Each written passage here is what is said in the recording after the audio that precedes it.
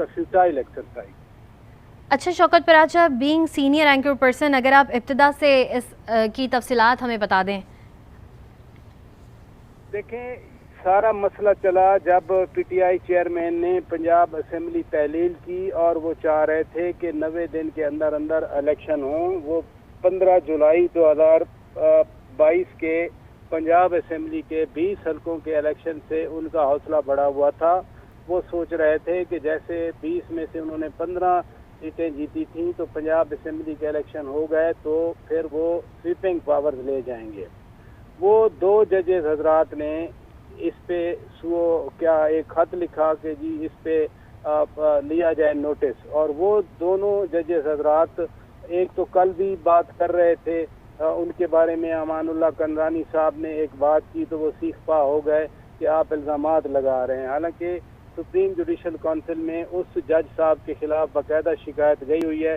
وہ چونکہ امان اللہ قندرانی صاحب ایک چھوٹے صوبے سے ہیں تو بھری عدالت میں کہا گیا کہ جی آپ معافی مانگیں۔ کوئی نہ الزامات امان اللہ قندرانی نے لگائے تھے، وہ تو اور جگہ سے یہ چیزیں آئی تھی۔ بہرحال وہ جب نوٹ لکھا گیا اس کے بعد پھر یہ سو موٹو نوٹس ہوا اور پنجاب اسمبلی کے الیکشن کے لیے 4 اپریل کا فیصلہ آیا کہ 14 مئی کو الیکشن کروا دیے جائیں۔ وہ الیکشن تو ہوئے نہیں۔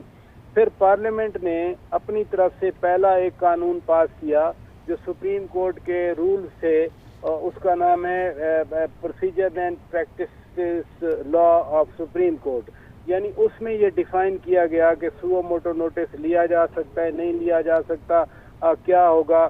پھر ریویو آف ججمنٹ والا یہ کیس آیا جس میں تھا کہ جو پرانی جو رولنگز آئی ہیں جو ٹائم بارڈ تھیں اور ان کو بھی ریویو کیا جا سکتا ہے۔ تو یہ سارے ایک ہی کانٹیکس میں قانون سازی ہوئی۔ اس قانون سازی کو اس وقت بھی جو اس حکومت کے مخالفین تھے وہ کہہ رہے تھے کہ یہ ذاتی مفاد کے لیے ہے۔ یہ نہیں سوچا گیا کہ جو سو موٹوس لینے کا اختیار ہے وہ پیپلز پارٹی کی گورنمنٹ کو کام نہیں کرنے دیا گیا۔ وہ ثاقب نثار نے دھڑا دھڑ سو موٹو نوٹس لیے، وہ حکومتیں کرپن ہوئی۔ پی کے ایل آئی کی ایک ایگزامپل سامنے ہے۔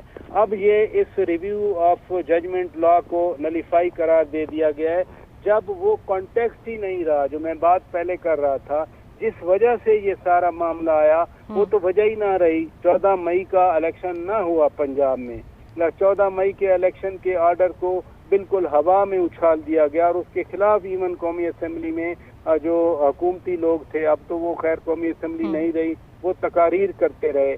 تو ایک ایسا ایشو جس کی کوئی اپلیکیشن ابھی فیوچر میں نہیں ہے، جس کی کوئی امپلیکیشن فیوچر میں نہیں ہے، آپ اس کو غیر قانونی قرار دے دیں، اس سے کیا فرق پڑتا ہے؟